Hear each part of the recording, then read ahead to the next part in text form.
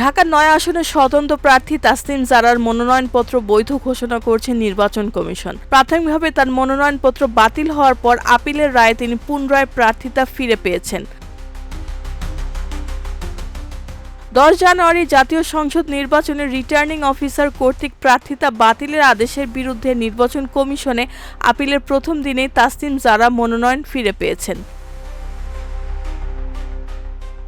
এর আগে প্রার্থিতা বাতিল হওয়ার পর ৫ জানুয়ারি তিনি নির্বাচন কমিশনে আপিল করেন। আপিল জমা দেওয়ার পর তাসনিম জারা সাংবাদিকদের বলেন, মাত্র ১.৫ দিনের মধ্যেই প্রায় ৫,০০০ মানুষ স্বতঃস্ফূর্তভাবে আমাদের সমর্থনে স্বাক্ষর দিয়েছে, অনেক ভালোবাসা দিয়েছে। যারা স্বাক্ষর দিয়েছে তারা চান আমি নির্বাচনে অংশ নেই।